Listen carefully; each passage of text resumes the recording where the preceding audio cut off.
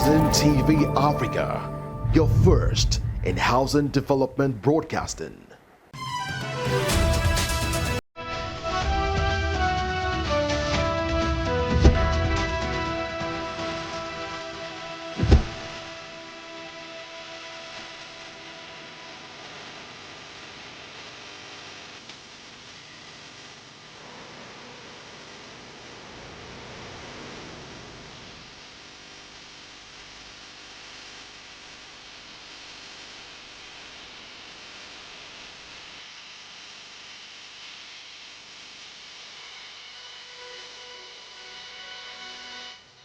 Hello and welcome to Housing TV News at the top of the hour.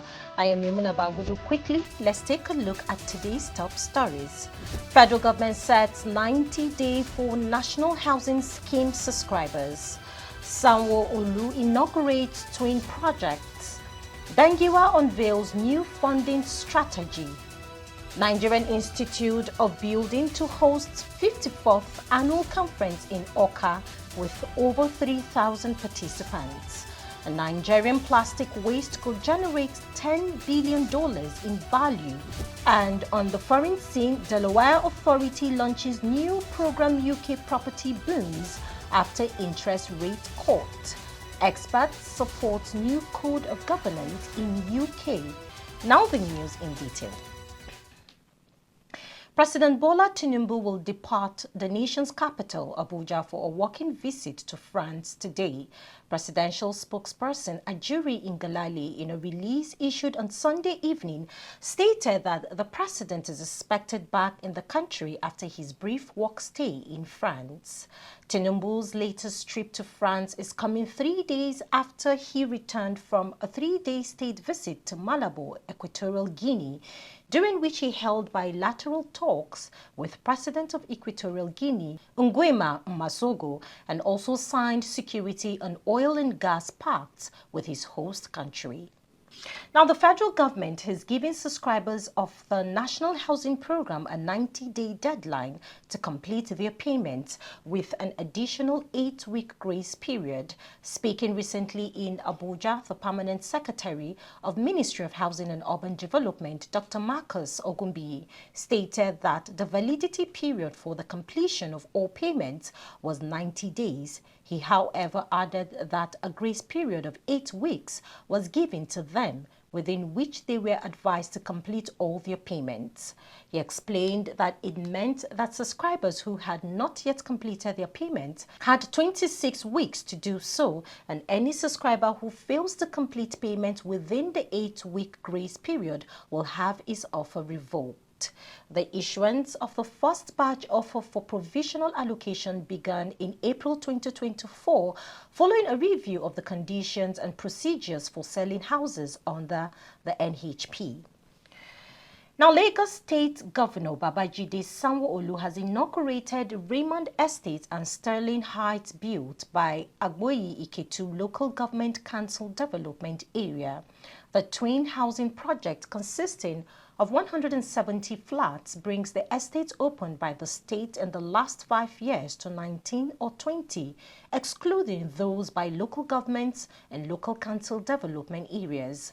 Sanwo-Olu noted that the project, delivered with private sector Osita Homes and Sterling Heights, will provide quality and affordable housing.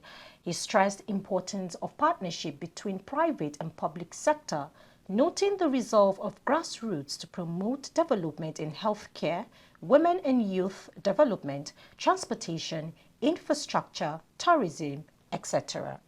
The governor lauded chairman of Agboyi Iketu, Dele Oshinowo, for his effort in developing the council. Now, the Minister of Housing and Urban Development, Architect Ahmed Dangiwa, has announced plans to fund housing initiatives through the removal of fuel subsidies and windfall tax revenues. These funds will be directed towards constructing homes for low-income individuals, the homeless, and other vulnerable groups in the society.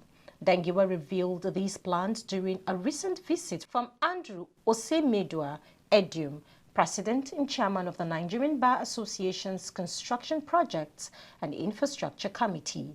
He He emphasized that the National Social Housing Fund will play a crucial role in providing affordable and decent housing for those in need. Under Dangiwa's leadership, the ministry aims to implement significant housing reforms to broaden access to affordable housing for all Nigerians, regardless of their income level. Still on Housing TV news at the top of the hour, Nigerian Institute of Building NIOB is set to host its 54th annual conference and general meeting from August 20th to August 23rd, 2024 at the Wonderland Event Center in Awka, Anambra State. These major events themed building profession practices and sustainable national development will gather over 3,000 stakeholders from the construction industry. NIOB National President Builder Adelton Ewa highlighted the importance of the conference as a forum for sharing knowledge and advancing sustainable building practices. Ewa emphasized the construction industry's significant impact on Nigerians' gross domestic product and national development. He called for policies that encourage sustainable practices, including the use of environmentally friendly materials and methods. More stories will come your way after the break. Stay with us. Visit Housing TV Africa on YouTube and click on the subscribe button. Subscribe to Housing TV Africa to stay updated on latest happenings in Nigeria's housing sector. Follow our social media pages, like and share our posts on Facebook, Housing TV Africa, on Twitter, Housing TV Africa, Instagram, Housing TV Africa. Join the conversation and keep up with latest housing updates.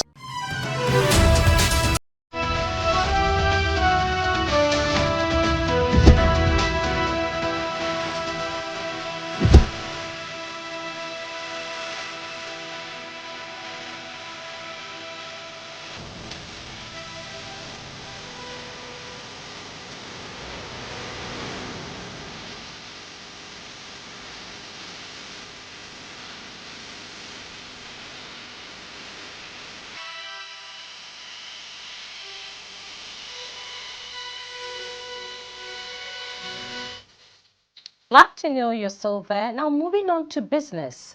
The Nigerian Climate Innovation Center has highlighted the advantages of the circular economy in its latest report, emphasizing its significant benefits for the country. The circular economy model offers a positive approach by transforming plastic waste into valuable resources which can enhance the quality of life. However, the report also points out a major challenge. The current recycling efforts are insufficient. Despite the benefits, Nigeria recycles less than 10% of its 2.5 million tons of plastic waste, with limited projects and interventions to manage the vast amount of waste both on land and in oceans. Council of Registered Builders of Nigeria has accredited the undergraduate building programs of 6 universities for 5 years, according to a communique signed by the Registrar and Secretary to the Council, Adetunji Adeniran. The accredited universities are Imo State University, Owerri, Bells University of Technology, Ota, Ogun State, University of Lagos, Akuka, Lagos, Obafemi Awolowo University, Ile-Ife, Federal University, Birnin Kebbi, and Enugu State University of Science and Technology, Agbani, Enugu State. According to Adeniran, the Council is pleased to accredit these universities as they have demonstrated a commitment to excellence in building education. The Council also adopted the National Skills Qualification Framework for the registration of building technologists, technicians, artisans, and created their registers appropriately. It noted that the move was expected to enhance the professionalism of building practitioners in Nigeria. Still in the built environment, the Nigerian Society of Engineers has blamed increasing cases of building collapse on the neglect of building professionals in construction across the country. NSE President Margaret Oguntala disclosed that the Society's Engineering Regulation and Management Body, as well as the Failure Analysis and Investigation Committee, has commenced project site inspection to ensure that only qualified professionals supervise construction work. Investigations by the Building Collapse Prevention Guide also attributed excessive loading, use of substandard materials, faulty design, poor workmanship, and weak foundation contributing significantly to the collapses. Now, on the foreign scene, the Bank of England's first interest rate cut in 4 years has sparked renewed activity in the UK property market, with lower mortgage rates attracting more buyers and pushing up house prices. According to Rightmove, inquiries from potential buyers surged by 19% since August 1st, reflecting a sharp increase from the previous year. The rate reduction from 5.25% to 5% marks the bank's first adjustment since the pandemic began, aimed at easing financial strain on households. This move comes after a period of high borrowing costs implemented to curb inflation, which had reached alarming levels during the energy crisis. The British Property Federation has released a code of governance for profit providers of affordable housing across the UK.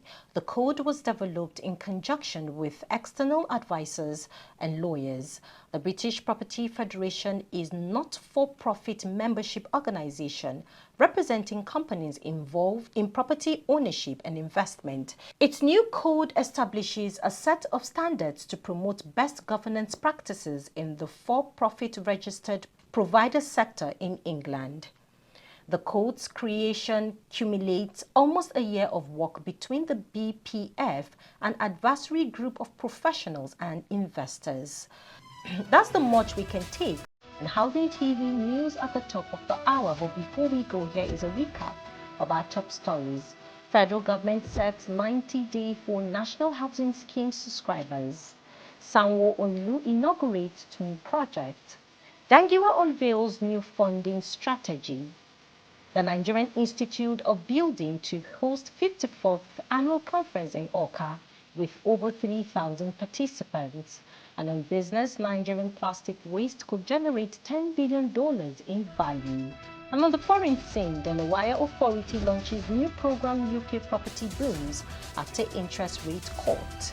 Experts support new code of governance in UK. And on sports, to get more news in the housing sector, subscribe to Housing TV Africa on YouTube.